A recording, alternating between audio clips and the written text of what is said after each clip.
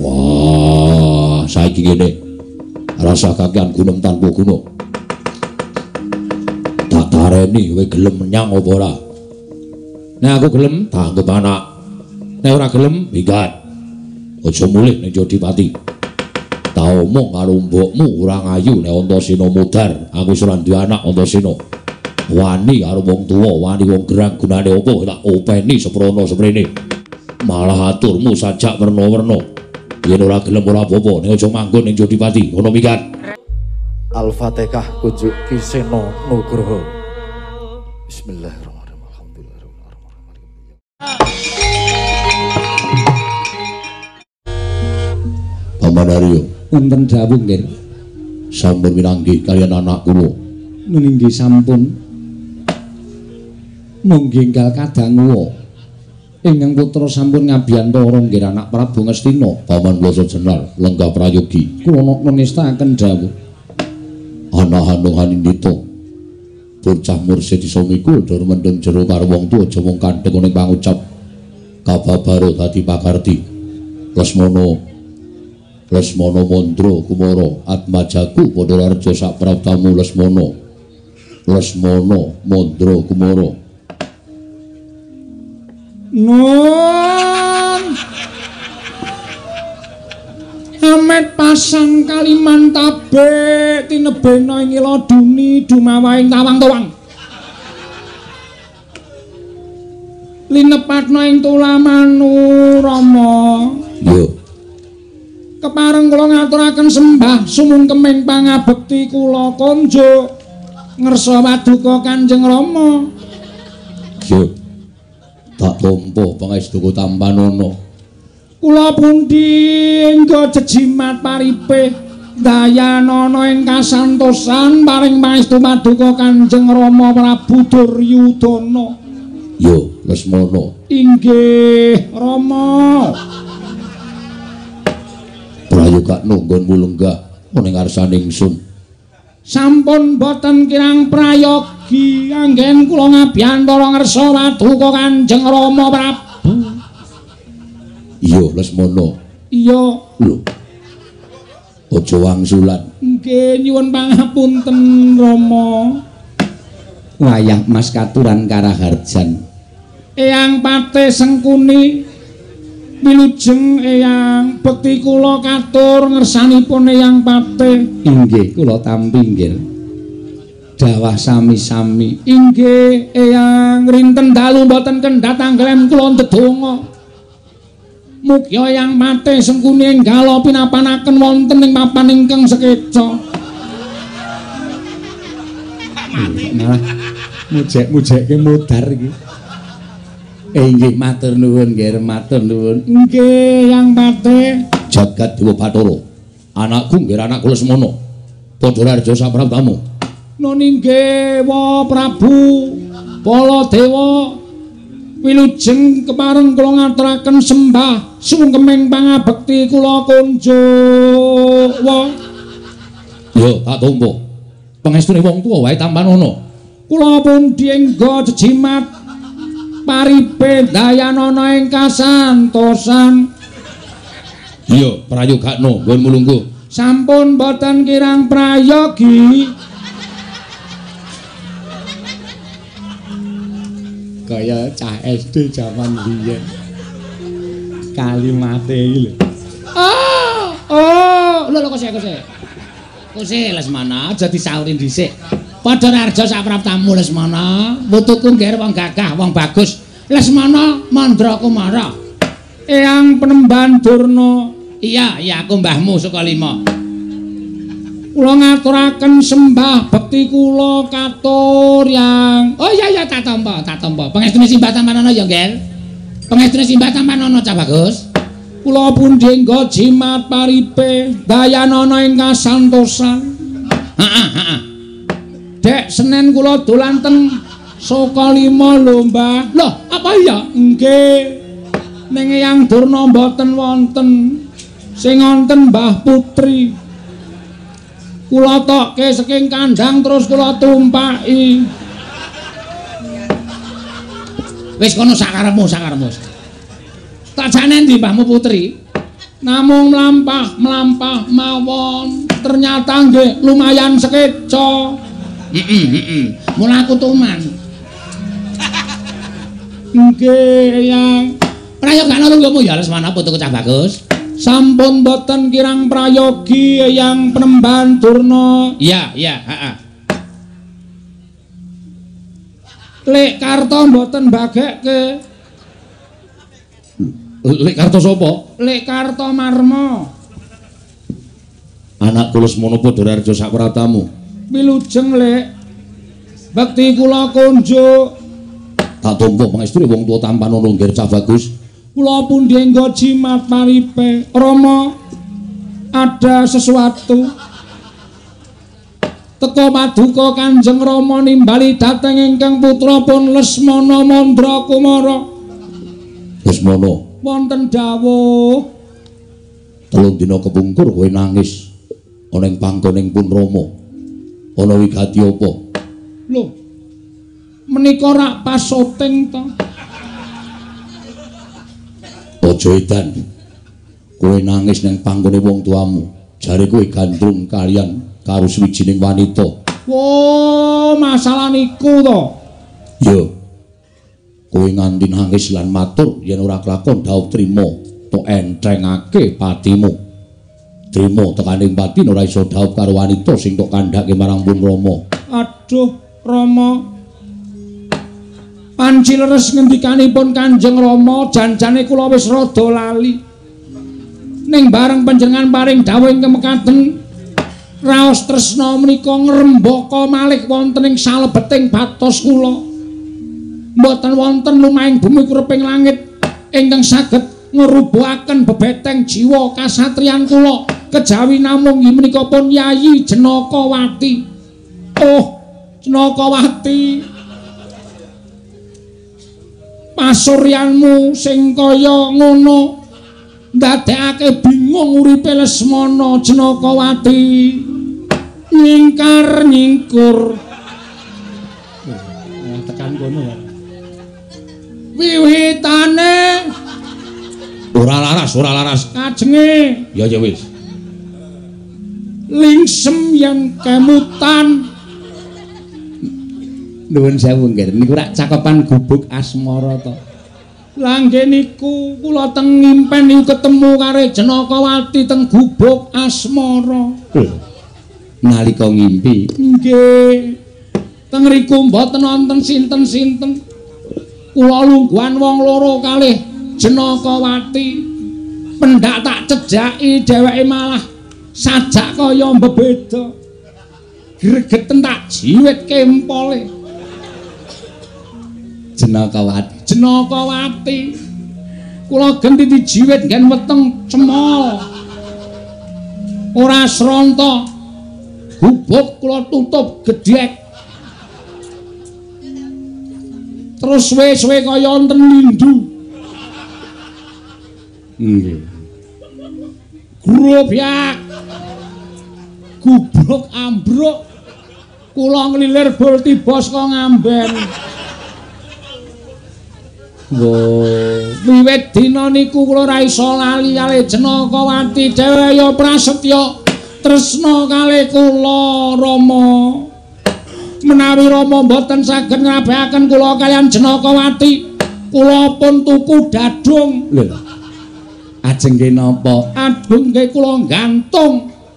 Tinimbangane urip ora kelakon dhaup karo sapa-sapa, pun manggagas ping pira kula ngarah wong wadon ora tau kelakon. Ming pengangen-angen tok. Nalika kula ngarah pergiwa kalah karo Gatotkaca. Nalika kula ngarah pergiwati kalah karo Pancawala. Prantawati kalah karo Petruk. Ing atase kula niku anake ratu nyenengi bakul mie ayam ora kelakon.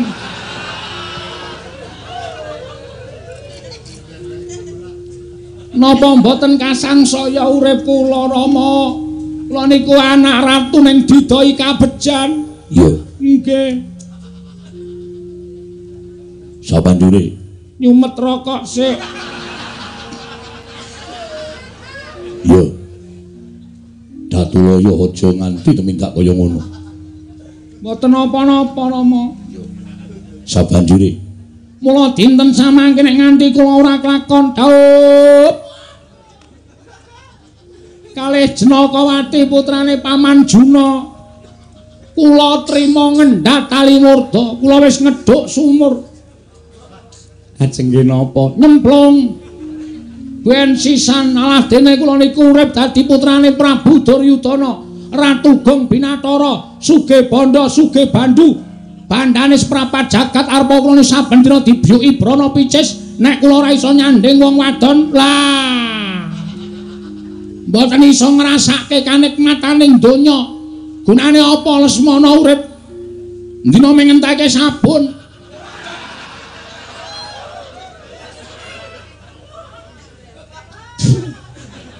Terus gunane napa cobi kula tak takon? Pendak-pendak wong wedok kula cedhak ya ora gelem, wong wedok kula cedhak ya ora gelem. Akul miyayang kula cedhake mboten pulun. Wingi nyedak bakul tek kepruk cuwek ndas kula. Kyai menawi dipun gagas inggih mesakaken sanget yang putra menika kula piyambak grantes ing dadi anak ratu ming kepengin dhaup kok ora kelakon dhaup. Edan tenan. Rama. Nggih. Dalu niki kudu kelakon nggih, Rom. Kula dhaup kalih Jenakawati. Iya. Nek kula mboten enggal dhaup, kula niku mung bola-bali diampiri paman-paman kula Sata Kurawa. Pendak Jemuah Kliwon dijak ngidul. Entek akeh kula Rama. Tiba giliran kula wis esuk. Iya. Nggih, sengkuni barang niku mboten. Mboten kula mboten kok. Alah, sampean sing aja-aja kok.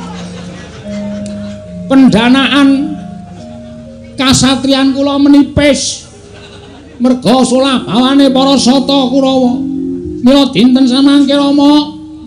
Rama. Iya. Kula nyuwun Rama kersa ndhaupaken kula kaliyan Jenakawati.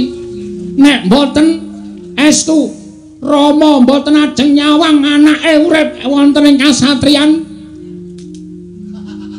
Eyang, Pripun? kasatriyan kula namine napa? Saroja Binangun.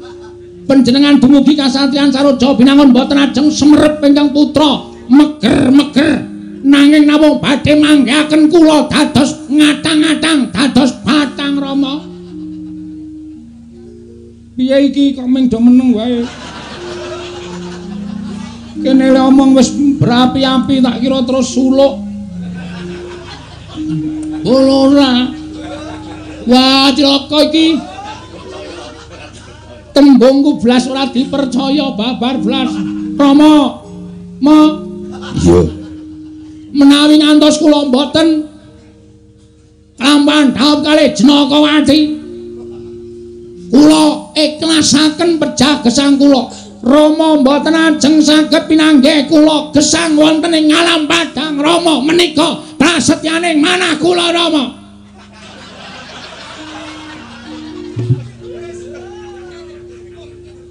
Ternyata aku ki mung ora dipercaya karo wong wedok.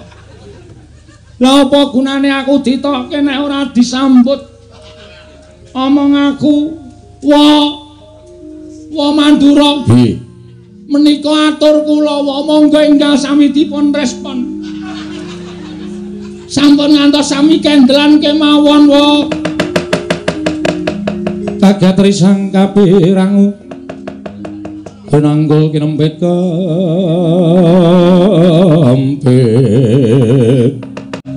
dosang retnaning bawana ya situkang walang adi ya situkang kudu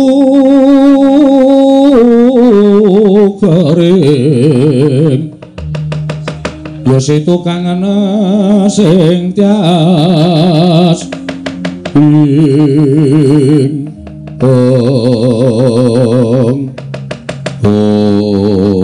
jagat diupadhe jagat Pangesengara Lesmana wonten dawuh Rembugan jroning Datraya iki mau ora kejaba mung rembug nggonmu tresna karo Janakawati. Nggih.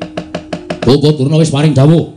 Yen etungane lair Janakawati karo Antasena, pacangane mau sayektine ora pas, ora gathuk lan ora mathuk. Upama diitung nganggo Pancasuda mau turahe siji, tegese pegat pati. Yen ora dadi judo, mesti dadi rondo. Mula wis padha sarembug yen dina samengko Janakawati ya Janakawati bakal tak pisahke karo Antasena. Bakal tak paringi kowe. Janaka mesti ora bakal wani karo wakmu Mandura. Oh iya Lesmana, Janaka ora bakal wani karo bapakne ya kuwi mbahmu saka lima Lesmana. Dados niki pun sami sarembug nek kula ajeng dhawuh karo Janakawati. Heeh, mengkono nggih. Yo, mengkono nggih. La dalane oh ayo. Lah senenge ra jamak-jamak nganti arep nembang apa ora ketara ming aoe. Asik. Matur nuwun nggih, Wa. Yo, matur nuwun. Nggih, wah mengke nek kelakon. Janakawati saking Madu kok ajeng kula gendong. Mboten wonten sing dikeparengake mondhong putri ngangge jempana joli-jolan. Mboten beto jempana joli-jolan pamondhonging manten putri. Ning Janakawati ajeng kula pondhong la dalah. Saking mriko tekan kasatriyan ajeng kula gendong.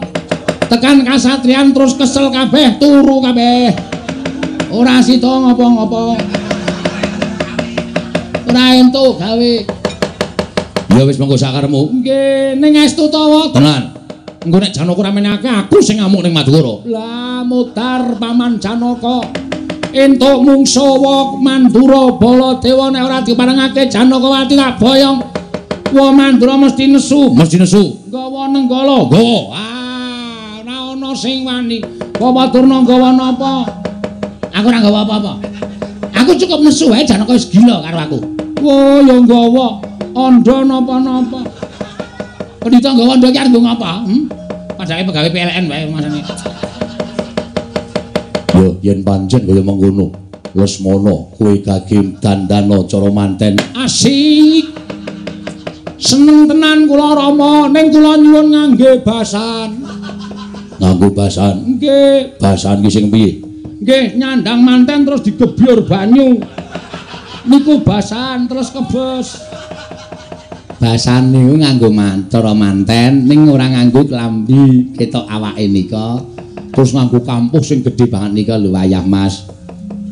Kaya tau-tau dadi manten. Dadak mulang Eyang Pati Sengkuni pokoke kula ngangge basan. Kula nganggo jare jerone training. Jare kok jerone training. Kula niku seneng kalih training kula. Oh. Training kula wonten tulisane SMP Mulya Dadi.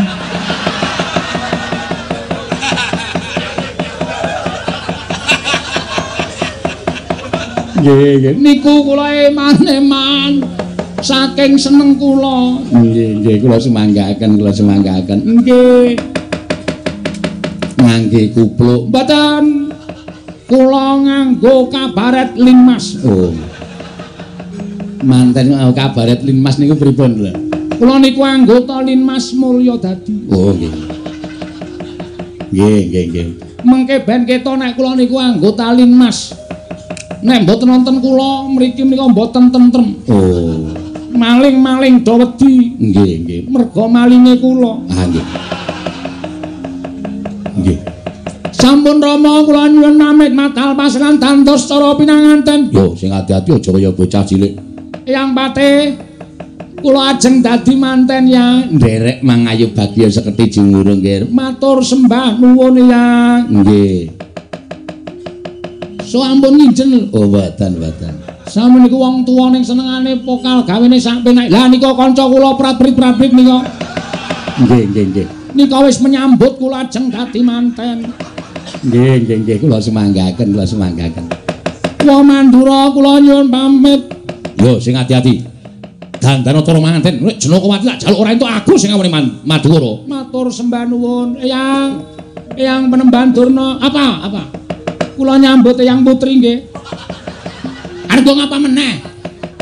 manten lanang nitih kuda sembrani saking negari ngatas angin. Nggih ya wis saremu. Nek Mbah Mutri wis ringkih lho. Lah numpak ora suwe-suwe lho. Wis ringkih. Nggih namung saking mriki dumugi wonten Madukara. Ya wis saremu. Sampun Rama kula nyuwun pamit nyuwun tambahi mestu medal Jawi. Kula badhe tandos cara pinanganten. Sing ati-ati aja kaya bocah cilik Lesmana Mandra Kumara. Sampun nyuwun pamit. Yo sing ati-ati. Paman Loso Jenar kula nyuwun pamit. Nggih. Wayah kula ing atos-atos. Wah kula nyuwun pamit. Yo sing ati-ati. Eyang Durna kula nyuwun pamit. Oh iya sing ati-ati. Kula ajeng dandos cara pinanganten.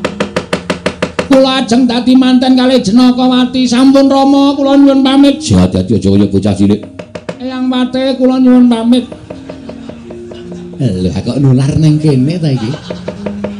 Biasane sing ngono kuwi Bagong kok iki dadi tekan kene. Kula nggunakaken strategine Bagong. Aja kuwatir. Mengko tak kirim Raja Brana Picis sing tumpuk matikel-tikel. Mbok nggo rupian, mbok nggo seneng-seneng. Bakal turah. Nggih, matur sembah nuwun nggih. Yo. Oh inggih Rama tasih setunggal. Apa meneh? Rama tresna kalih kula to. Yo. Benjing nek dawuh ping pinanganten ngagem seneng-seneng nggih Rama. Yo. Wayangan. Yo. Mboten sah sing larang-larang mendhet dalang saking mulya dadi. Yo. Sing saged diiringi Karang Taruna.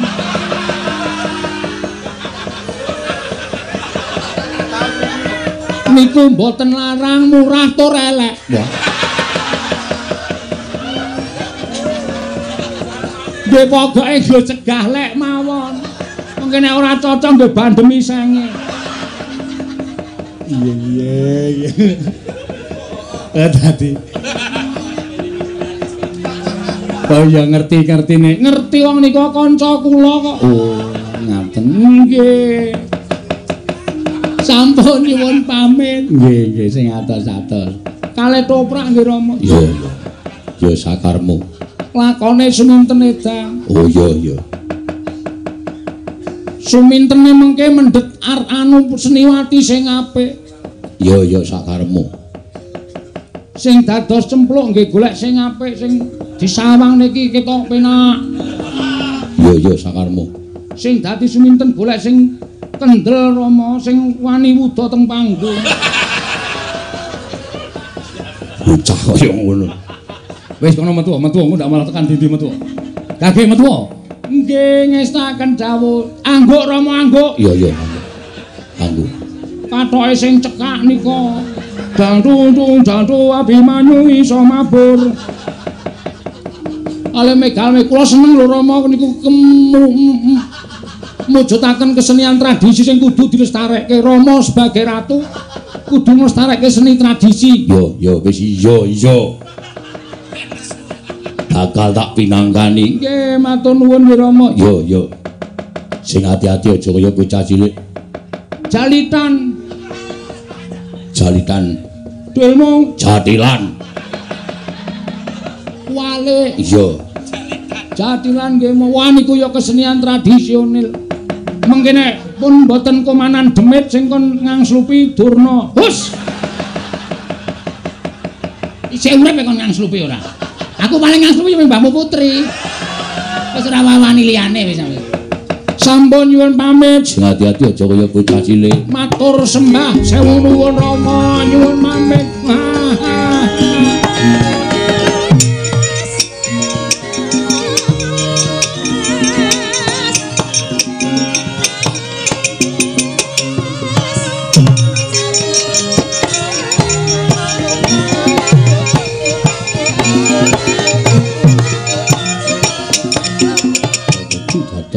Kula ingkang sampun kados mekaten kawontenanipun kula nyuwun sak gedhagan menika sampun ngantos gagal. Ingkang Raka Budidaya supados sakmangke saged kasembatan panjangkanipun anak kula punika Lesmana Mandra Kumara. Bawaduna semanten ugi kula semanggaken. Oh nggih. Ingkang Bapak Budidaya sakmangke supados saged kasembatan ingkang putra. Wayah kula punika Lesmana Mandra Kumara dawuh kaliyan Janakawati. Mangke menawi Janaka sajaipun awel sarta anggrundel Kula nyuwun dhateng Panjenenganipun sampun ngantos kuwatos kula ing badhe murba dhateng anak kula Janaka. Wis manggaken Paman Arya Wonten dawuh Kurawa dipun kedapaken ngirit lampahing temandeng kakung. Nok ngestaken dawuh. Dimas Kartomarmo wonten timbalan sinuwun. Budhana kang padha sebengsun kundur ngedaton kawula nok ngestaken dawuh. Kaya wis ora ana dawuh maneh Dimas Kartomarmo. Purna gatining pananggilan. Salah satu daton jeluk saking gambar kenapa napun gambaran gading kadhaken sanggaring peromban jadi manggung ketanggung Japa Palurung sampe ngambil pacaraning keprabon kawistingan saking mandra tindak Nyosri Narata lamun katinon saking mandra kaya tansah reruntungan tindak Nyosri Narata wau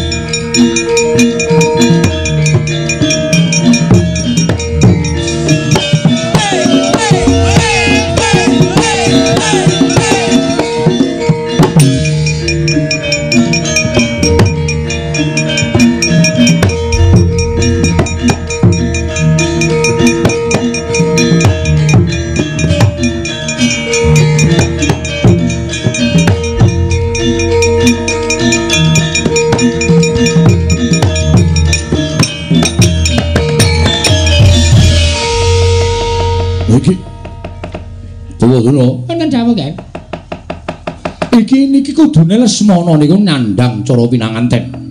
Lah kok malah kemulanduk niku lho. Ah, Lesmana kowe iki kenang apa to, Ngger, putuku? Rekayadus malah kademen. Banyune anyepe ora jamak.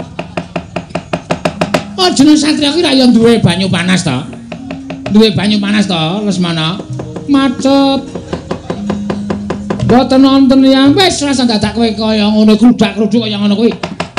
Sing seger awakmu, sing sehat, sing waras. Nggih. Mergo kowe arep rabi Lesmana, kowe arep rabi. Ning nganti ora kelakon kowe engko malah masuk angin, malah ra sida rabi-rabi ya cilaka meneh to. Nggih, Yang. Didari andu ayo tak kanthi prapting Maduka Lesmana. Monggo wae. Dasaripun selak boten sranta raos sing nana kula daya-daya kula kepanggih kalian Jenakawati.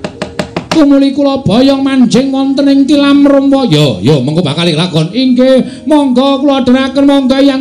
Ayo monggo Ger Anak Prabu. Monggo Purbantura kula dherekaken.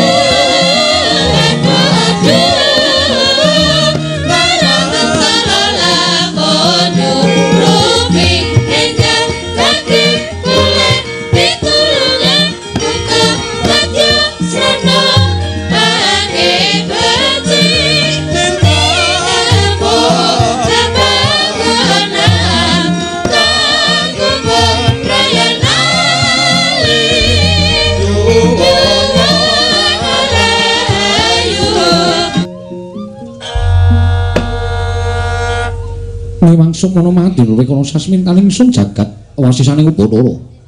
Anakku Ngger bocah bagus Setyaka. Padha raja sapraptamu saka ngasatriyan Tambak Mas sowan ngersanipun Rama Ngger. Rama tansah pinanganing kawidadan ing sambi kula sowanipun ingkang putrapun Setyaka kepareng kula ngaturaken sembah pangabekti kula kunjuk ngersanipun Maduka Kanjeng Rama. Ya tak tampa. Gawe gedhening atinipun Rama rawuh pangestunipun Rama Tampanana kula pun dinggo jimat paripe ya mung rada gumun dene sowan moning ngersanipun Rama dinabyang dening sowane Atmajaning Sun Stijo Bumana Rakasura. Ih, kasinggihan mekaten Rama Prabu. Kemareng kula ngaturaken sembah mung kemeng pambekti kula kunjuk. Iya, Stijo ndak tampa. Ora lihat pangestrinipun Rama tampanana, mboten dinggo jimat paripin dayana ing kasantosan. Anggir Setyaka katuran Karaharjan. Paman garap Baruji wilujeng bekti kula kunjuk paman. Ih, kula tampi nggih. Anggir Stijo katuran Karaharjan. Paman garap Baruji wilujeng bekti kula kunjuk paman. Ih, kula tampi. Nggih. Ingkang wong Widara Kandhang ngaturaken Karaharjan. Ih, Pati Udawa wilujeng Anggir Stijo katuran Karaharjan. Pati Udawa wilujeng bekti kula kunjuk wa. Ih, kula tampi. Setyaka. Ana parigawe apa kulup? Mara gage matur marang Pun Rama. Teka sowanmu dadak nganti nglawan kadangmu Traju Trisna. Ih, wale-wale menapa Rama? Estrinipun anggen kula nyuwun tulung lan Kakang Mas Tijo Bumana Rakasura menika namung badhe ngiyataken rembaku anggen kula badhe kunjukaken ngersa paduka Kanjeng Rama. Kosek to. Rembug sing kepiye? Kawuningan Rama. Estrinipun ingkang putra Mustaka menika sampun ngancik dewasa. Mongko rencang-rencang sakbaraan kula menika sampun nambut sinaning akrami. Mila sawanipun ingkang putra Mustaka wonten ing negari Ndarawati menika estrinipun namung badhe nyuwun pangestu saking Paduka Kanjeng Rama dinten sakmangke kula badhe mungkasi jejaka kula Rama jagat Dewa Bathara. Ya jagat pangestu Ngkara. Setyaka kula wonten timbalaning ngadhawuh. Netepi tetembungan nopor bebek mentas awake dhewek. Sira bakal dhawuh kelawan sapa nggih? Yen to pancen wis ana ceceking rasamu nandhukake rasa tresna kelawan sawijining wanita, marta gage matura, wanita ngendi ingkang dadi lenging ciptamu? Nggih, wale-wale menapa Rama? Lumaing bumi kurping langit menika boten wonten wanita ingkang keduga ngrubahaken jiwa bebeteng kasatriyanipun ingkang putra pun Setyaka kejawi. Boten sanes kejawi namung kadang kula piyambak inggih menika pun Yayi Janakawati. Atmajanipun Paman Madukara. Ingkang saking menika Rama sowan wong Paduka Kanjeng Rama menika wonten suka liraning penggalih dinten samangke keparenga rawuh wonten ing Madukara anglamaraken pun Yayi Janakawati mugi kaparinga dhateng putra pun Setyaka ing Tambak Mas Rama Prabu. Kosek to. Setyaka kula wonten timbalan. Apa sira ora ngarepi pawarta ing Mbrata bakul sinambi ora pawarta binandhung ing Karna? Yen to kadangmu ya kuwi Janakawati satmene wis pinacangake marang Atmaja ing Jodipati. Ya ki Atmajaning pamanmu Werkudara. Ya kuwi si Antasena. Apa ora jeneng bakal mbubrah bebrayan antaraning Janakawati lan Antasena dene sira anakku lanang tresna marang Janakawati. Setyaka ngreksa marang kalendraning Pun Rama, ngreksa marang jejering Pun Rama sarta drajating nata ing Ndarawati. Aja nganti tingkah pakartining putra ingkang orek-orek marang pasuryaning wong tuwa. Mula wektu dina iki yen to sira bakal kepengin dhawuh karo Janakawati, paripaksa Pun Rama ora ngideni. Sartane paripaksa yen bisa Pun Rama bakal nduwa keparenging sarta kesediane anakku lanang Setyaka. Amarga yen to nganti kawanguran sira kulup misake bebrayaning Janakawati lan Antasena, iki mengko sira padha karo nyiprati rah letuh kelawan pasuryaning ramamu ing Ndarawati. Setyaka manggahan grusumbar lindhu bumi konjeng kumalu dokundur katup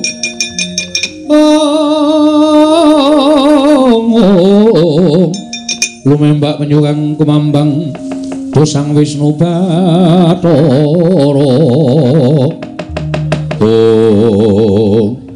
Lunamit pasang Kalimantabi tinebina ing ladune dumawahing tawang tuwang Rama. Kula ingkang putra pun Stijo Bumana Rakasura ingkang munjuk ngersa Paduka Kanjeng Rama. Setidya darbi atur apa? Ngemuti bilih ingkang putra kadang kula Setyaka menika putra Paduka piyambak. Monggo nyatanipun Setyaka menika sampun kepengin sanget lan kumacelu dipun ladosi inggih menika Yayi Janakawati.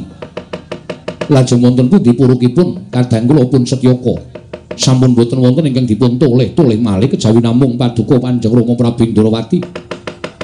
Mugi sakmangke anggenakna pangwaos Paduka kula kinten Paman Arjuna boten badhe wantun handhuwa dhateng parang Paduka. Menawi jengandika Kanjeng Rama Prabu menika kepareng amisahaken pepacanganipun Janakawati lan Antasena Kula kinten boten badhe kawratan. Paman Janaka maringaken ingkang putra inggih menika pun Yai Janakawati tinampi dening kadang kula pun Setyaka. Duh Rama Prabu. Menapa boten naminipun saru dinuling atasipun kadang kula Setyaka menika putra Paduka, putra Narendra Gung Binathara.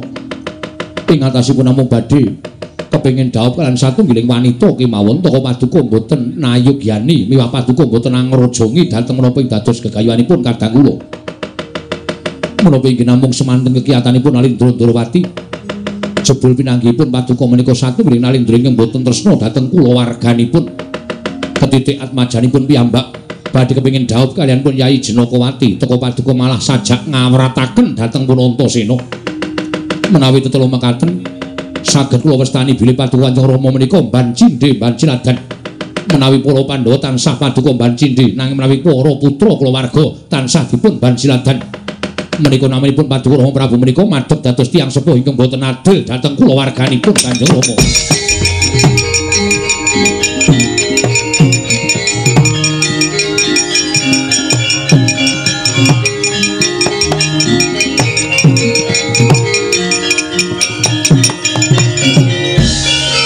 Jagat Bathara jagat pangestu Ngara Stijo wonten timbalan ingkang jauh. Sewu-sewu kalepatanipun ingkang putra Tadawadana dene kula wantun kumalancang matur ing kados mekaten. Ora apa-apa, ora apa-apa. Malah semene kowe narbuka marang paningaling wong atuwamu ya to. Dosa apa ingkang bakal ndak sandang ana tembungan anak polah bapa kudu kepradang. Monggo Setyaka duwe gayuhan dhawuh lawan Janakawati.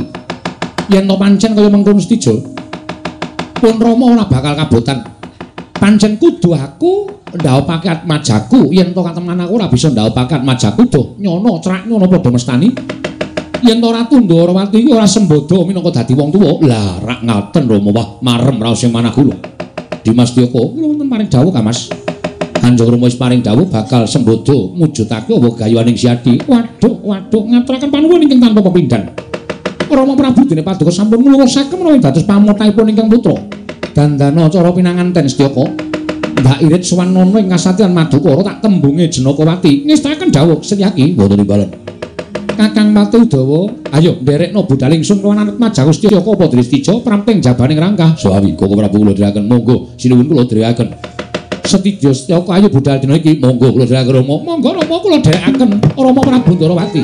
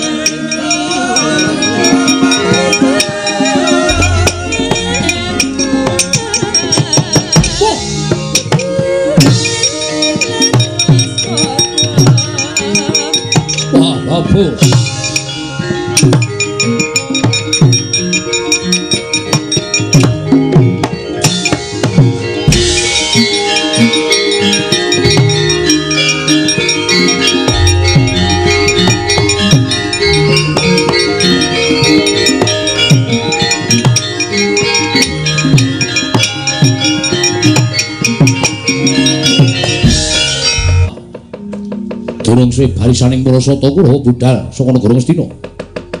Katrenjo iki lakune Setyaki dasar para nyata Kartomarmoy. Ya, pancen bener. Ana wigati apa dene kowe ngirit sawadya kula segelas papan liwat dalan kene. Setyaki ana waran. Aja takon karep ayo minggir. Iki wadi tumraping sapa wae yen kena tak ngibaratake bakal nglakokake dom sumruping banyu. Lho, gedhe sujanamu apa abamu? Oleh baca ora oleh ngruda paripeksa. Kena liwat dalan kene ning bongkok ana gamanmu, gulung ana genderamu. Keparat padha karo kowe ngiwakake Balasata Kurawa. Setyaki, kowe karo aku ora ana perkara. Gandeng kowe liwat dalan kene dadi ning perkara karo Setyaki babu. Mesti anggere Kurawa budal menyang di papan ketemu karo Setyaki mesti badi pasulayan. Pancen tak jarak kaya mengkono. Ora minggir saka harapanku. Ora bakal minggir tekan jaman apa wae. Yen ngono aku yang bakal nyingkirake kowe. Ayo yen pancen bisa singkirno Setyaki ora minggat tak tebak dadamu.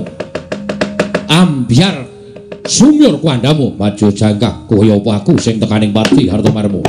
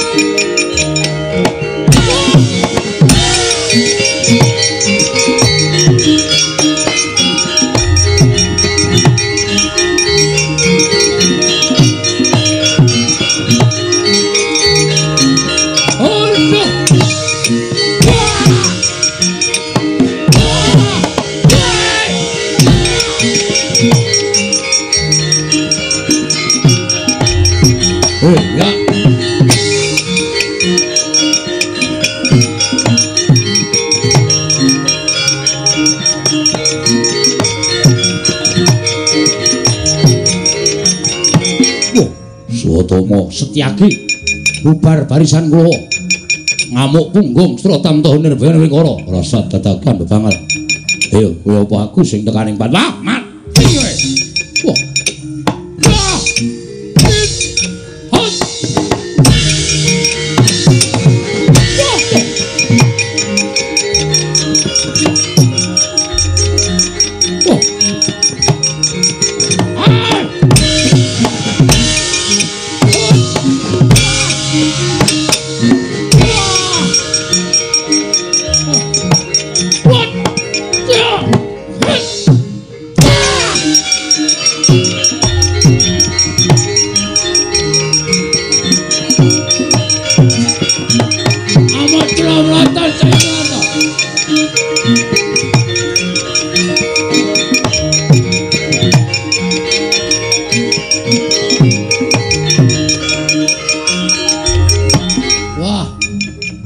Cencaki yo Durmagati ora usah melu maju ndak malah tekaning pati combong umuk adiguna ngembe kalau muncul kebalat kowe arep wong kayangan iki gililusi jalmotan kena kinila yo ngejak apa antem jebol jajamu diwana op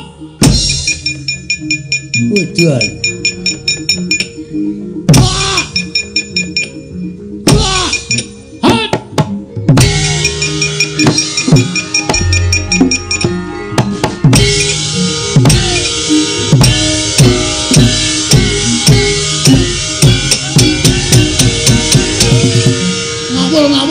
ngawur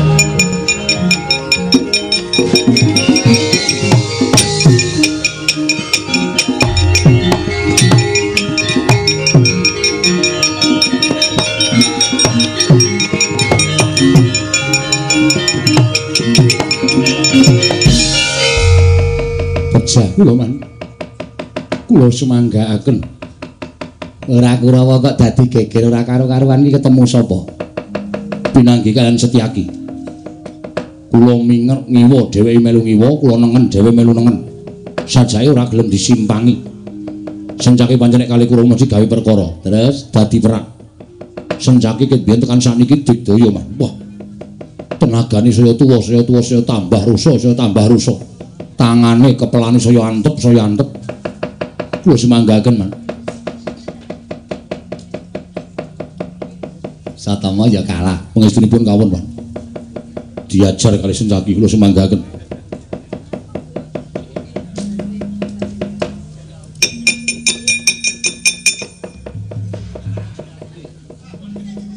ngapa kok raine ditutupi apa cilik hah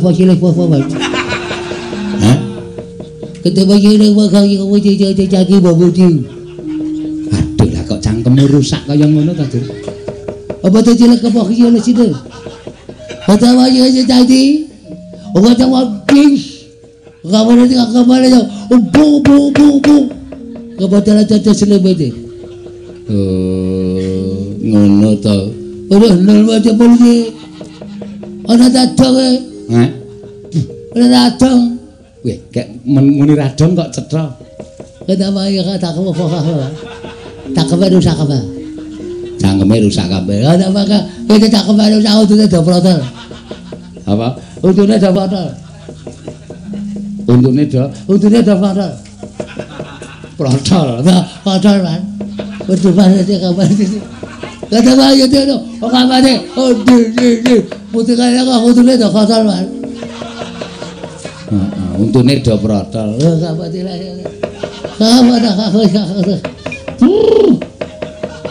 bersih man bersih apa bersih man ada wali nanti untune do protol bersih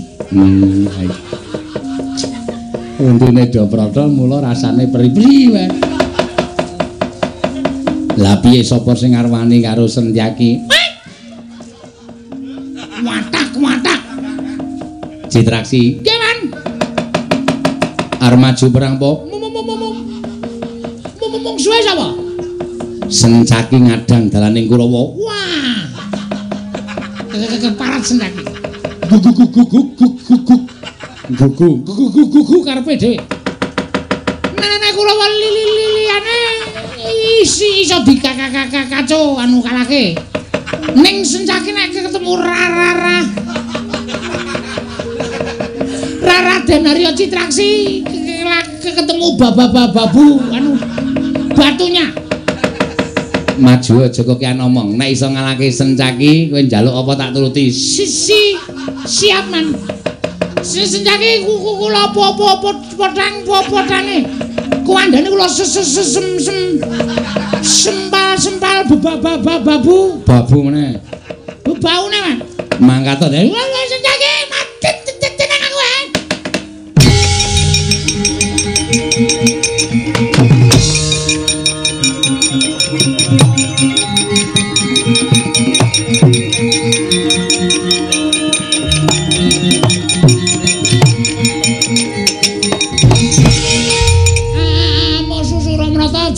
Jaya matra imbang nyanyi padha Sencaki dasar Pranyata Citraksi ki itu iya dasar kekeparanyata arep ngopo tekan kene lho gelet apa jajan koe apa aku sing bakal tekaning pati Citraksi apa iki gelut iki ora mung gelut ning nggon sepi lha iya lah terus ditonton biaya akeh mongko kabeh padha ngarani yen kowe gelut karo aku iki mesti menang aku apa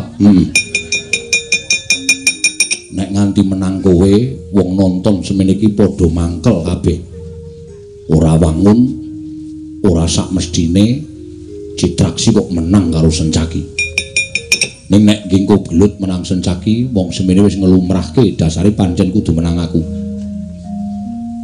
ya ayo lha terus tinimbangane kowe gelut karo aku kowe menang disawang wong ora wangun wong kowe mundur ning kalah ning wangun begitu ya iya Sencaki wis nek ngono wong urip ki golek wangun lha iya mula kang saka kuwi penakno kowe nang kene aku tak mundur ora sida perang ning wangun lha iya oke selamat berkarya sukses salam budaya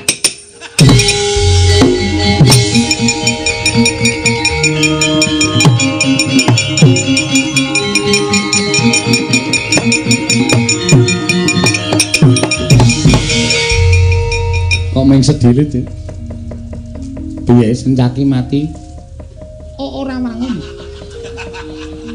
lho kok ta sing ora wangun ki sapa man penonton wayang niku sesesan iki wis pinter wis cerdas kula nek maju perang niku kabeh wis do mbedhek Citraksi kae engko mesti modal niku batine penonton kula duarep karo Sencaki Sencaki ngomong kali kula Citraksi nek iki ngomong menang kowe kingko ki posisine ora wangun ditonton wong akeh ya mesti dodo ora seneng mergo kok Citraksi kok menang mula nek manut aku mbangane kowe engko menang ora wangun luwung saiki kowe bali ning wangun bener ta man bener ora mbangane kula wani karo Sencaki kula ngetoke kadigdayan kula menang ning Wagu awulung kula mundur ning Gleleng nggak ta asida perang ora lho lah ora sing penting mundur ning Gleleng. Wong urip iki goleki glelenge kok, Man.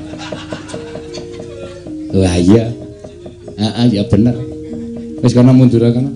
Muga-muga tiban cabakane mbasmu. Lho.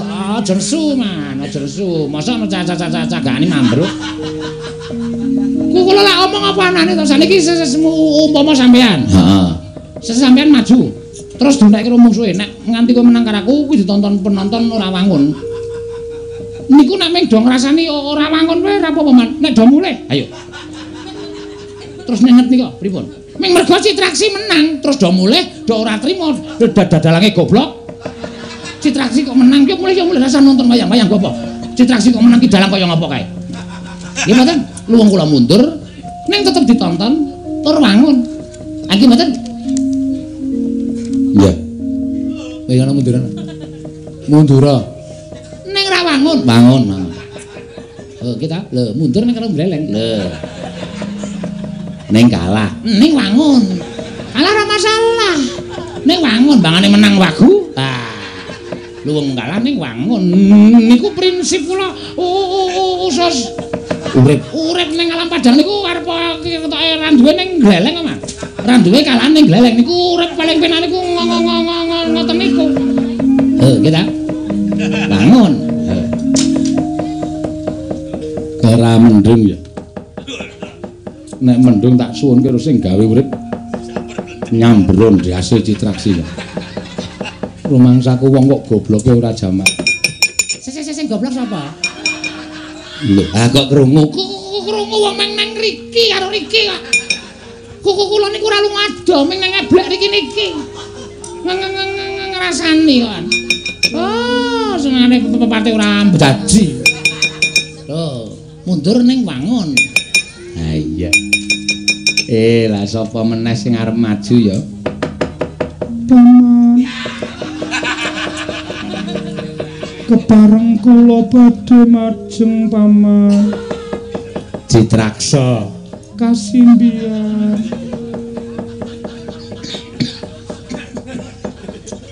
Kowe minggat kono marai watuk. Aku kowe guyu aku marai watuk ya. Wis Citraksa aja maju ndak malah marai mengguk. Kurawa golek dalan nyangkal putung rasa methuke sencaki golek dalan liyane le.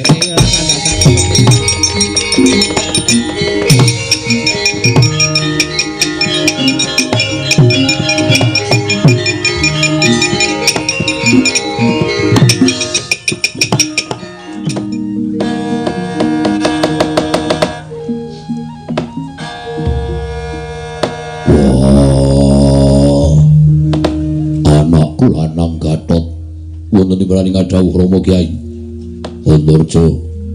Wonten timbalane ngadhawuh Rama Kyai Antasena. Piye, Pak? Gatotkaca kowe tak kandhani. Mesti tuwuh tandha pitakon jroning atimu. Pepasren. Ya kuwi pepasren ana ing Jodipati umbul-umbul hanggeng-geng. Kaya-kaya Jodipati bakal duwe gawe gedhe. Kowe ngerti ora le apa sebabe kok kaya ngono. Malah samangke kula badhe nyuwun priksa dhateng Rama Kyai. Menapa to sababipun upa rengganing kasatriyan Jodipati wuwuh matikel tikel kados mekaten. Inggih Rama, nadyan Kang Putra pun Antarja semanten ugi. Kula badhe nyuwun dawuh menika wonten menapa Rama? Ngerti yo. Ora suwe meneh bapakmu bakal duwe gawe mantu. Lho. Gadah damel mantu, yo. Gadah damel mantu Rama, yo pancen mengkono. Rembug wis dadi, kencan semayan ya wis dadi. Mungkari tempuking gawe.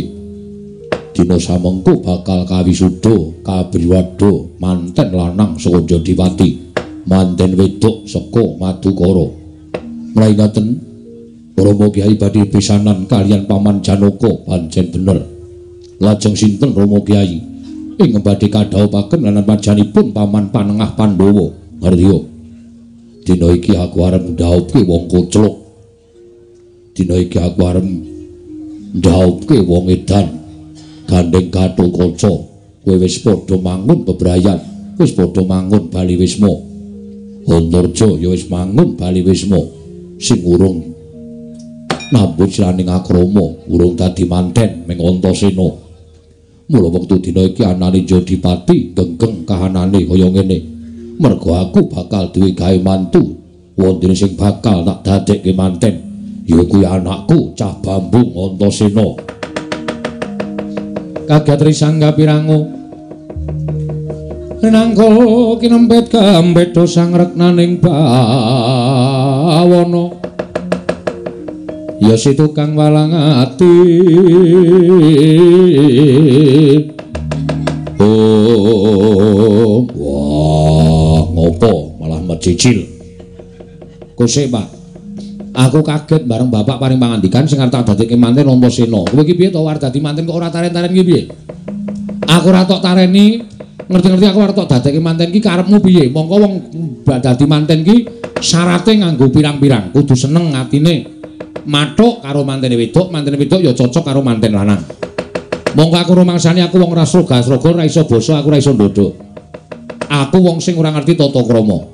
Aku wis duwe penemu nek anake Paman Janaka ya kuwi si Janakawati ora bakal ngladeni karo aku. Mergo kahananku sing kaya ngene. Mula pancen wis tak antepi niatku selawase urip aku upama ora ana wedok sing nampa karo aku jomblo. Tekan jaman apa wae. Jomblo ya apa dhewe. Ora duwe bojo ora apa-apa. Antasena, piye? Kakangmu wis duwe bojo loro-lorone. Kang manggono gawe mareming wong tuwa, saora-orane tedhak turun Jodipati bakal pinardawa kamulyane. Apa kowe ora kepengin duwe anak? Apa kowe ora kepengin duwe putu ingkang bakal mbabar arum jenengmu sarta ngeling-eling jenenge wong tuane ya kuwi Antasena. Nek dipikir ya kepengin ning lha apa ana wong wedok sing gelem karo aku? Gelem, alake jlamprong si Janakawati. Janakawati rung tau tepung karo aku, rung tau ketepet karo aku. Nek nganti wong ngambusan ning akrama ki tanpa dilandhesi rasa tresna, kuwi bakale ana tembungan ana temanten sepasar bubar. Mula aja meksa, Pak. Iki kamardikanku. Aku gelem ya mesti lakoni, nek ora gelem nuwun sewu. Wah, nek ora gelem minggat. Ora usah dadi anake Werkudara. Kono lunga sing adoh, aja ngaku anake Werkudara. Lah iki ngene iki sampean sing eleke nang kene iki. Terus nek aku ora didane Werkudara nek iso anake Mujiman lho piye? Wah, ora manut karo wong tuwa dinggung apa? Sawangen. Gatotkaca biyen ki ora tak tari ya tak rabekke. Antaca biyen ora tak tari ya tak rabekke. Ora usah ngengkel karo wong gerak. Kowe kudu manut Dimas, aja duwe keparengi Rama Kyai. Nadyan si Adi saiki durung karep nanging mengko suwe ning suwe yen to srawung karo Yayi Janakawati mesti bakal karep. Sarta tresna kuwi bakal tukul ana ing tlenging penggali si Adi. Dimas aja wangkal Yayi, aja ngreruwet marang perkara iki. Kanjeng Rama wis kersa ndhawuhake karo si Adi kok si Adi ora kersa sarta ora gelem ki mengko mbakmu ndak dianggep si Adi wani karo Kanjeng Rama. Wah, rungokno. Caidan. Omongane kakangmu ki rungokno. Klempas-klempus nyumuti udut. Udut ra njaluk kowe kok kowe rewel ngopo? Aku karo udut ya lagi mikir. Wah, mikir apa? Mikir lek arep ora nglakoni rabi ki piye to, Pak? Aku wedi tenan, Pak. Mengko nek kesandung kesring penting laku, ubayane mbalen jani aku tok salahke, aku tok luputke. Ora usah dadakake gunem tanpa guna, gelem ora? Yen kowe gelem ayo tak larapake Nyang Madukara, yen ora gelem ya wis aku tak ngandani karo Jlamprong. Yen manten lanang ora ana, mudhar. Manten lanang wis matek. Wah, jan sampean kejem tenan kok, Pak. Piye Kang aku, Kang? Manut wae Dimas aja nganti nyulayani rembuke Rama Kyai. Kakang Antarja piye, Kang? Manut wae Dimas. Aja nyulayani rembuke Kakang utawi Rama Kyai mengko ndak ora prayoga kedadiane. Nggih, wangsulan. Wangsulan. Wah, jane aku ki rung karep, Pak. Aku sing pengen dhewe. Dhewe iki bebas e. Kumpul-kumpul karo kancane ngalor-ngalor ngidul-ngidul biung-biung mulai ora lunga ora bali ora apa-apa.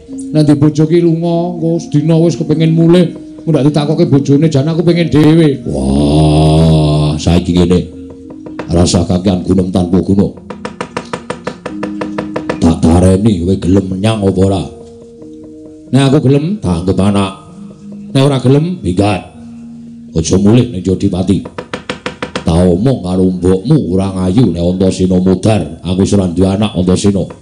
Wani karo wong tuwa, wani wong gerang gunane apa tak openi seprono seprene. Ning dikon rabi supaya ana sing nyambung sejarahmu. Malah aturmu sajak werna-werna.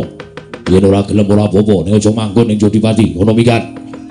Yen ora gelem ora apa-apa, aja ngaku anake Werkudara. Kono wis saiki lunga sing adoh, aja ketemu karo bapakmu neh. Ya, gelem Pak, gelem Pak. Lah, ora ngono anakku.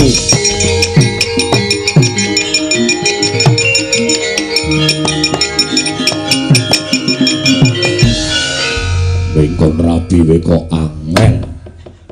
Wah, dadak pelintat-pelintut. Kowe engko nek ngerti Janakawati, wah seminggu rasa rungan. Kandhani ngeyel bapakne wae Janaka wis bagus, mbokne Janakawati ki Manuhara. Manuhara kuwi ya wong ayu, anake mesti ayu. Mengkon rabi we kok angel. Wah, Aku wis gelem, Pak. Lah ya ngono kuwi bocah sing iso gawe leganing wong tuwa. Aja sok gelem wani karo wong tuwa, ndak ora ketrima uripmu. Aku wis gelem, Pak. Wah. Males wae lara padake. Dias-des iki isine utek ngene nganti utekku kopior piye? Kopior ya, Men. Wah, didol. Lah. Lah padake kelopo to kowe iki? Bapak iki sejane bapak iki lucu lho, Bane. Wah, cerempet. Sok ngendikane iki sok-sok kadang marai geli, marai guyu ngono. Ning nek wis muni kejem ya kejeme ra jamak-jamak, nek adil tegas ya tegas ra jamak-jamak. Kawon wonten dawuh. Wonten jo, wonten timbalan Romo Kyai. Adimu wis gelem dawuh, Le. Ayo manten lanang diarak nyang Madukara mengko yen pamanmu mencla-mencle ora sida ndhawuhake anake wedok Janakawati entuk Antasena. Wah, apa kira-kira Janaka kuat nadai kekuatane Kakang Nenjadipati. Kedah sabar Romo Kyai suwal kula dherekaken. Inggih Romo Kyai monggo kula dherekaken. Ayo dandan. Manten lanang. Ya ngene wae, Dandan. Nganggo klupuk. Ata asine lucu asine iki. Wong ngomong ora entuk ketrikel. Kupluk. Nganggo kupluk. Wah, kalau nganggo kupluk. Ukurane dasmu piro? Wah, iki jan. Aja guyu ndak mengguk ya. Ya Pak, wis tak ngene siki ngono wis lakon dhaup aku tak dandan manten. Duas kok ngene dandan manten ku tekan kono ora lakon dhaup, ra malah cilaka. Yo, waton kowe gelem tekan Madukara. Gelem Pak. Ayo le cah bagus, tak ombyong Antasena.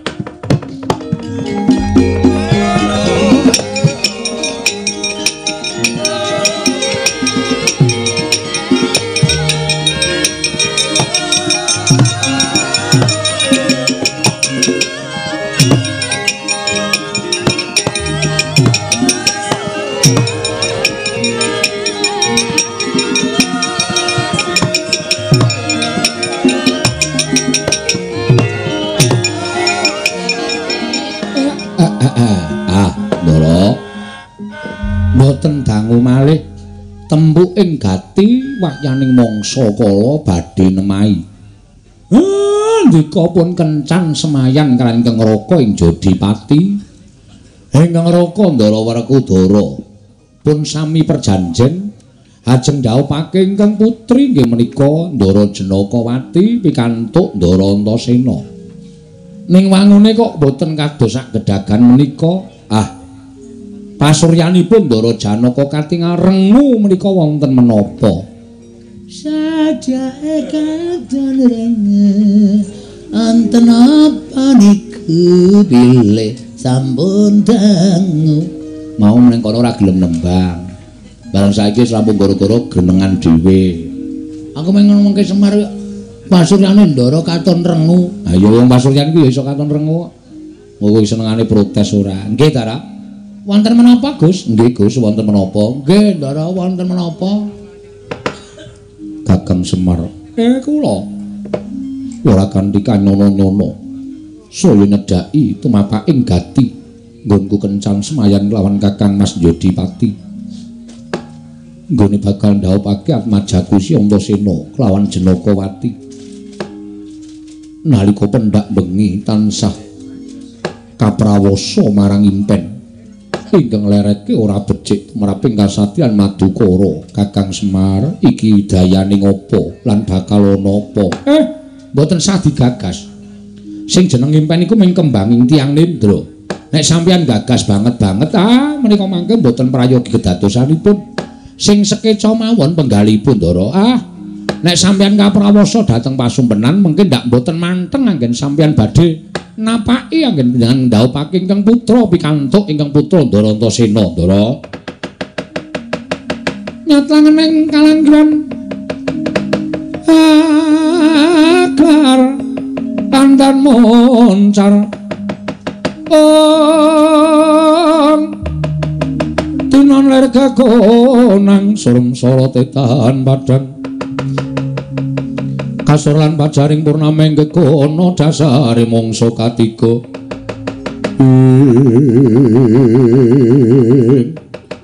dereng ngantos sami pangripun sami Balacana. Kasaru praptaning temanten saking negari Ngastina karya cingak nenggih Raden Janaka wau.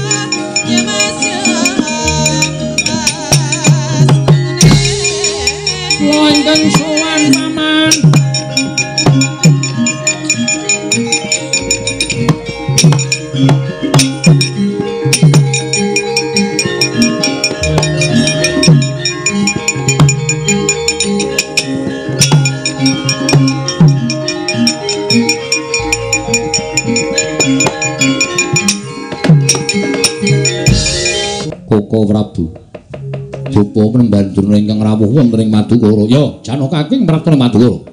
Oh ya, Janaka aku sing prapta ing Madukara, Nger. Inggih paman, kula ingkang sowan. Iya Lesmana anakku cah bagus.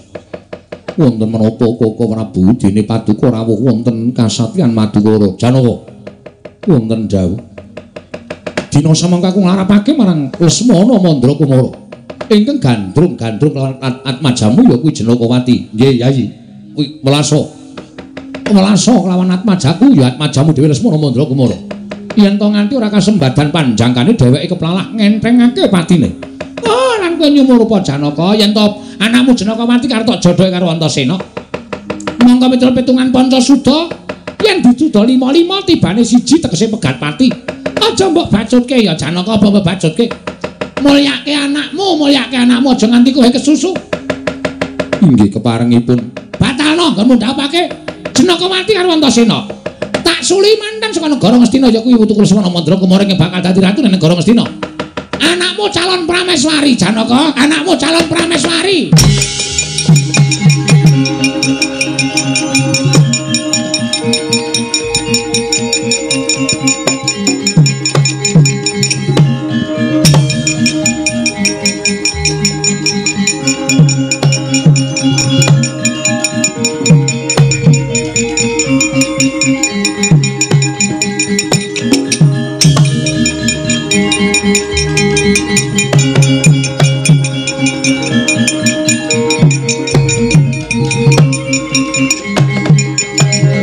Koko Prabu Ndarawati ya Yayi aku ing ngrapta wonten menapa teka nganti anak kula pun tambak Mas Setyaka Arjuna kadreng rasaning Setyaka pengin banget diladeni kelawan Atmajamu Jenakawati mau gandeng aku kuwi wong tuwane Setyaka yen to nganti anak wis mutah lawan wong tuwa aku kok ora iso nyembadani marang panjaluke anak kaya ngopo banger bacen asmaning nata Ndarawati mula Yayi perkara Werkudara mengko gampang aku ingkang bakal rebut ning sing wigati aku larapake Setyaka tampanen dadi anakmu mantu jodhokno lawan Jenakawati Arjuna.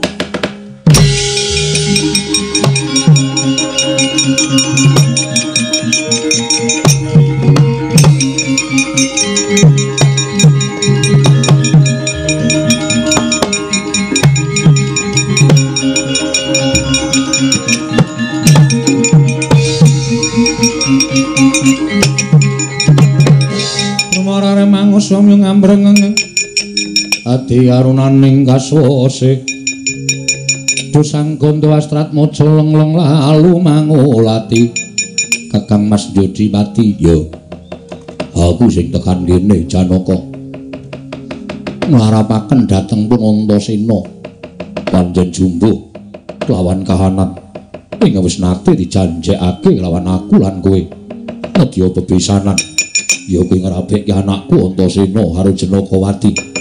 Prataku ning papan kene bakal nagih janji.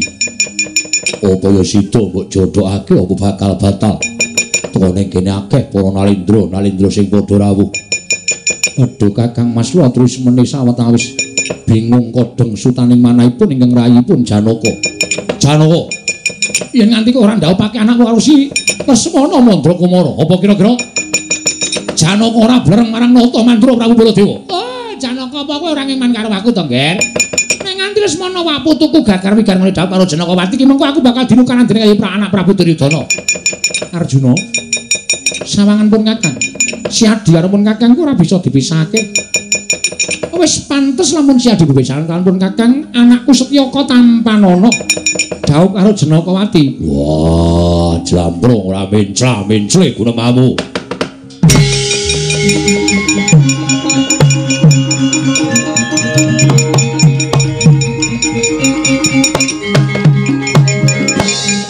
Aduh Kakang Mas, kula mboten saged nengahi perkawis menika.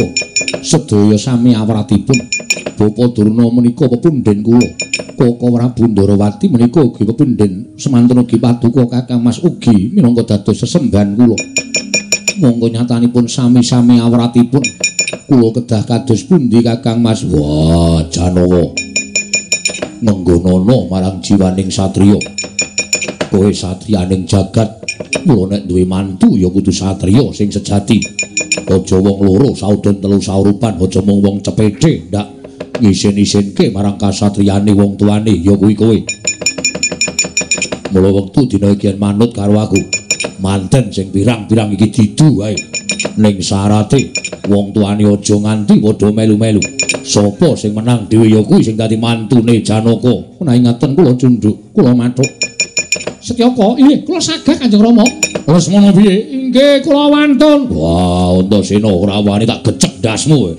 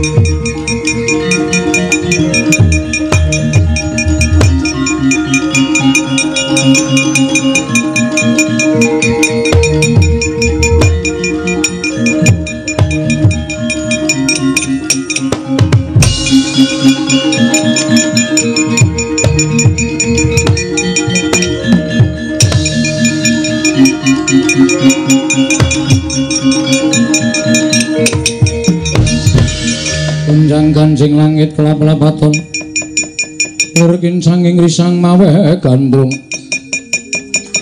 Setyaka kudune kowe ngalah. Ora bakal aku ngalah. Yen perkara iki sedumuk bathuk sanyari bumi nadyan mung sak dumuk jembaring bathuk. Nadyan mung sak nyari jembaring bumi. Wis ditetepake dening ingkang kawogan manten lanang kudu didu kabeh.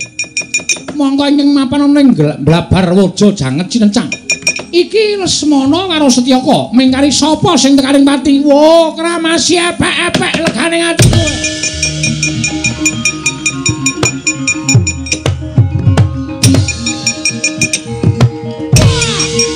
Terus nek yo.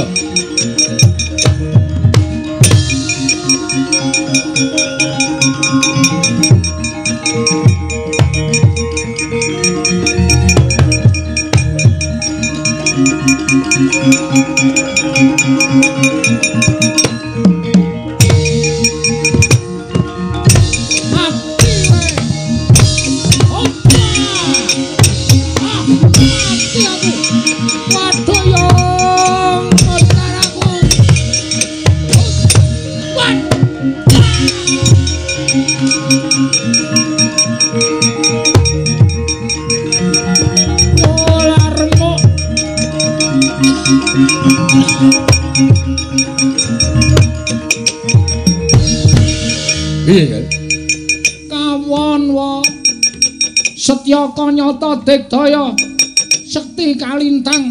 Oh piye apa ya kelakon Rasida Rabi Lesmana. Nyatanipun kawon kados pundi malih yang sampun mboten apa-napa. Lah jare nek ora dawuh karo Janakawati trima tekaning pati niku rak wau. Sanikipun mboten dasare kula nyawang Janakawati jebul mboten srek. Lho, Ora srek piye? Nggih, pokoke mboten srek. Kirang bodine. Walah kok dadi kaya ngene iki piye? Iki piye? Oh ya wis Ger. Kowe ngaku kalah kuwi tegese malah satriya, malah apik malah becik. Sesuk ana mangsa kala ana putri sing bakal dadi lengeng cep tamu tak gayoke meneh. Tak gayong meneh aja kuwatir, semono aja kuwatir.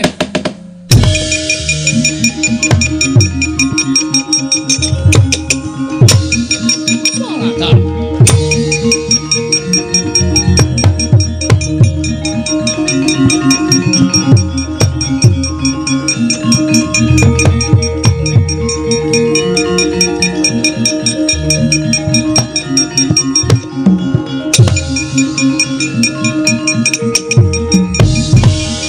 Sampun meh nyaketi gegayuhan kula Rama, ya ning aja bombong dhisik.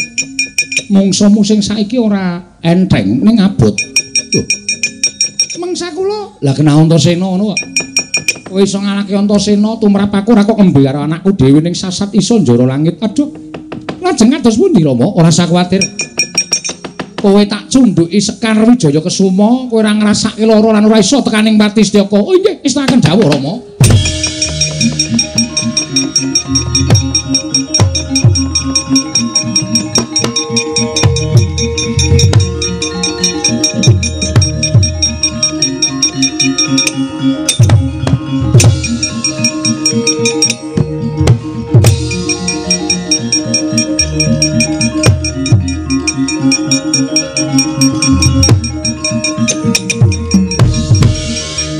Tunggang Kanjeng langit kelap-lapaton lir kincanging risang mawe gandrung. Antasena, Kakang Setyaka piye? Sisihna rasa pasduluran. Neng kene iki sayembara. Kowe kan aku kudu dadi mungsuh. Sapa ingkang menang ngukup Dewi Jenakawati? Wis, nek Kakang Tambak Mas kepengin ngukup Jenakawati kukupen. Aku jane ora niat rabi ning karo bapak dipeksa. Loh, yang ngono apa ilang kasatriyaning Antasena? Ora ilang nek aku tak ngalah karo wong tuwa. Wah, jebul wong loro saudon telu saurupan kowe. Kondange satriya pengpengen. Ning nyatane jebul kowe jiring getih wedi mati. Ayo to, aja kaya bocah cilik tandang Setyaka. Aku mengkari manut karo ngersaning Kakang Tambak Mas lho iki.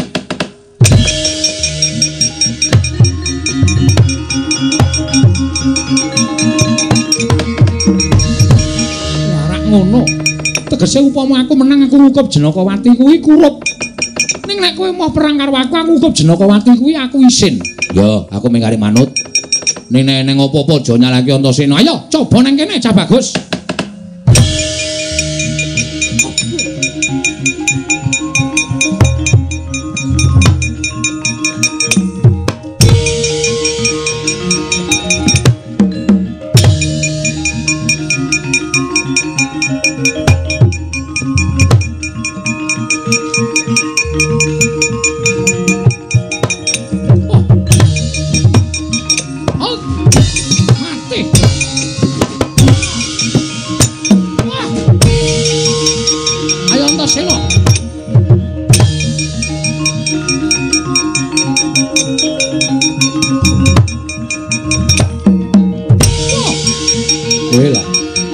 Elok. Ayo, Matno Sastra Jendrawacana dijaya kaya jan ayo.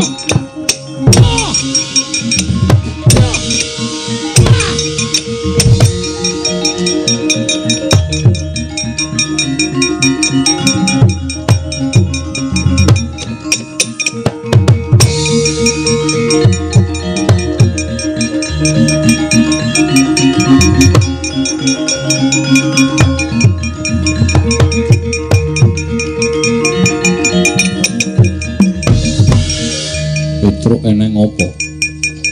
Namung badhe matur, Ndara. Matur apa?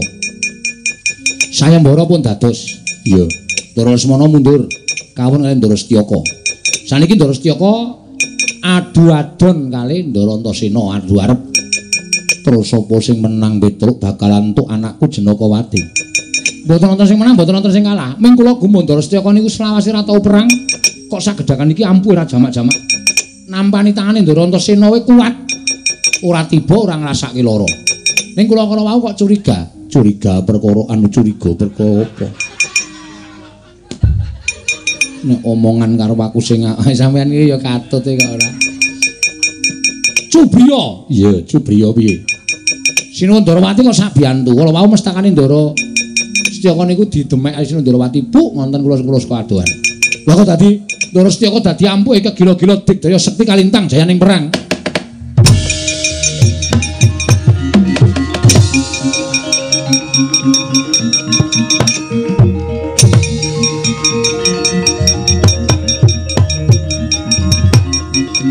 Ayo, amuk Antasena. Ora apa-apa.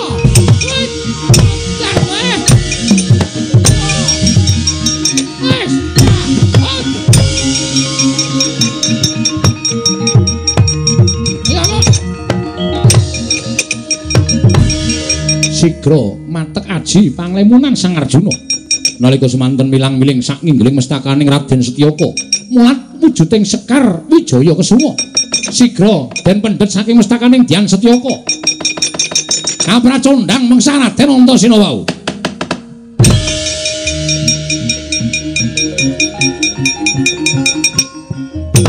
Ayo Antasena kowe aja mandheg mundak suda karo sanmu asat kringetmu.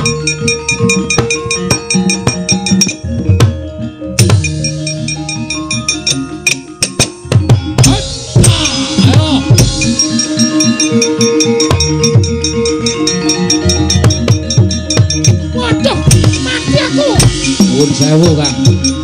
Aja mati aku. Mati aku lho. Antasena aku culno. Ayo kapok ora. Waduh mati aku tok idak dadaku kaya ngene. Aku ora iso obah. Aku ora iso obah kowe tak kandhani ngeyel. Kowe karo aku mesti kalah.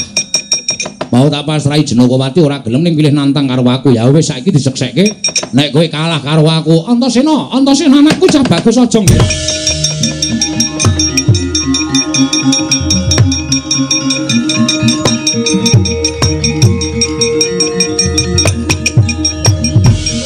Luwarana ya cah bagus.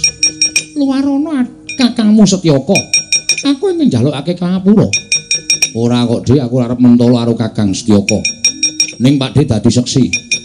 Nek kakangku Tambak Mas kalah karo aku, ya aku dadi Setyaka.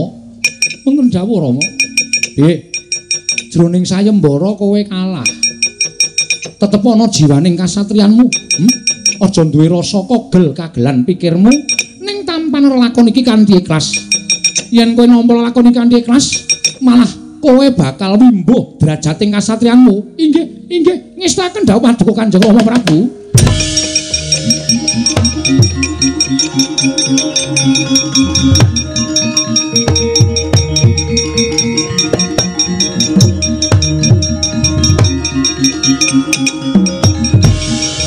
Arjuna, inggih. Arep apa Yayi? Ngunduraken Sekar Wijaya Kesuma. Lah dalah mesa weruh to ya. Mongko sak ngertiku ora ana sing ngerti nek aku ki masang kembang iki ana ing kancing glunge Setyaka. Aku sing ngerti ya. Arep licik ora. Mula menangan. Wong nutuke dijepit kok. Wis dengkulmu melocot ora? Tantu padake bandar utuk ora. Lha niki pun padhang kahanane. Gowo Prabu piye? Setyaka kedahipun nampi lampahan menika. Inggih, paman kula nampi. Setyaka wonten paring adhau. Bali ning Tambak Mas. Sesuk mangsa kula ning kepengin rabi maturipun Rama tak lamarke ning Aja Jenakawati. Dadi pestine Si Antasena. Oh inggih, paman kula nyuwun pamit. Sing ati-ati kabagusan aku.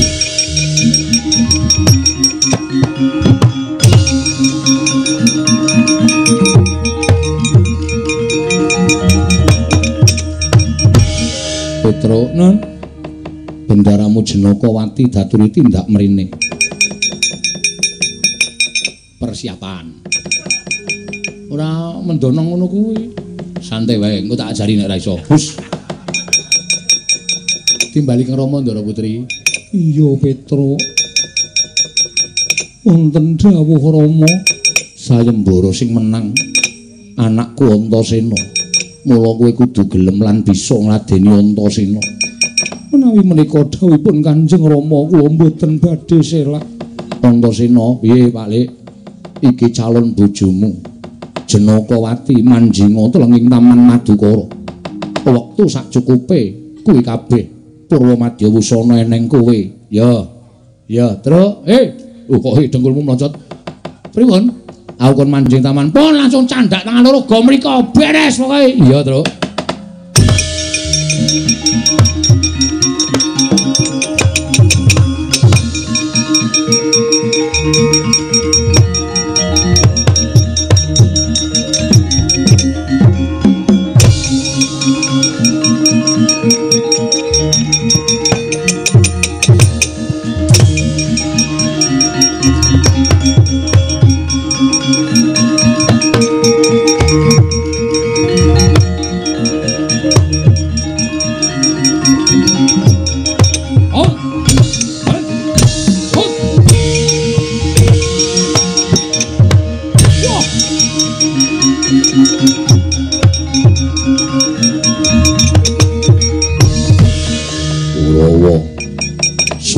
Sing ora trima Jenakawati dadi bojone Antasena. Sing ora trima mungsuh gerangane sifat barat tiba papanmu dhewe-dhewe.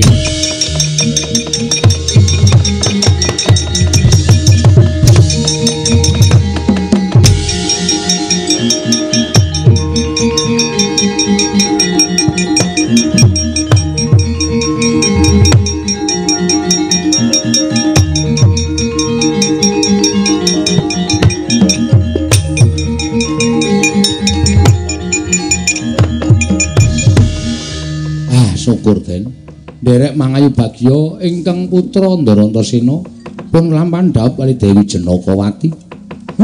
Muga-muga lelampan menika menginspirasi kagem sedaya pamung mulya dadi ning dereng kagungan garwa enggal cinaketna judhunipun, cinaketna kabagyanipun, cinaketna kanugrahanipun saking Gusti Ngakarya Jagat ya Semar.